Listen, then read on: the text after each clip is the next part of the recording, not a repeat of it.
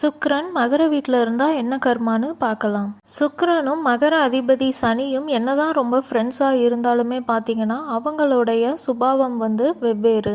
போன பிறவியில் நீங்கள் காதல், திருமண விஷயம் மற்றும் பணம் சார்ந்த விஷயம்ல ரொம்ப ட்ரெடிஷ்னலாக இருந்திருப்பீங்க. எந்த ஒரு விஷயமா இருந்தாலும் அதை பாரம்பரியமாக பண்ணுறது உங்களுக்கு ரொம்ப பிடிச்சிருந்திருக்கும். அந்த குணங்கள் உங்களுக்கு இந்த பிறவிலையுமே இருக்கும். எந்த ஒரு விஷயமா இருந்தாலும் ஆர்டராக, ஸ்ட்ரக்சர்டாக, ஸ்டெப் பை ஸ்டெப்பாக தான் பண்ணுவீங்க. அதுதான் உங்களுக்கு சந்தோஷம் தரும். உங்களுக்கு வேலை செய்கிறது ரொம்ப பிடிக்கும். ரொம்ப ஒரு ஒர்க்கஹாலிக்கான பர்சனாக இருப்பீங்க. கலை, இசையிலையுமே உங்களுக்கு பாரம்பரியமானது ரொம்ப பிடிக்கும். நீங்கள் இப்போ லவ் ரிலேஷன்ஷிப்பில் இருக்கீங்க அப்படின்னாலுமே மேரேஜ் பண்ணணும் அப்படின்னா ஸ்டெப் பை ஸ்டெப் தான் நீங்கள் கொண்டு போவீங்க. இளம் பருவத்தில் நீங்கள் யாரையும் லவ் பண்ணுறீங்க அப்படின்னா அது ஃபெயிலியர் ஆகிறதுக்கான சான்சஸ் அதிகமாகவே இருக்குது.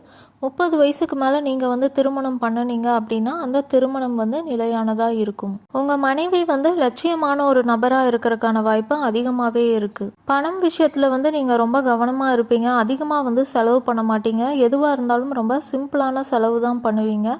ஃபினான்ஸை பொறுத்த வரைக்கும் உங்களுக்கு வளர்ச்சி ரொம்ப ஸ்லோவாக தான் இருக்கும். பணம் விஷயத்தில் பெருசாக நீங்கள் எந்த ரிஸ்க்கும் எடுக்க மாட்டீங்க. அதனால உங்ககிட்ட எப்போதுமே சேவிங்ஸ் இருக்கும்.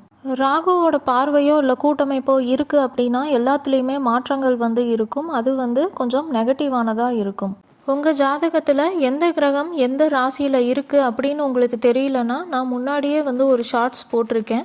எந்த கிரகம் எந்த ராசியில் அப்படின்னு நீங்கள் அது பார்த்து தெரிஞ்சுக்கலாம்.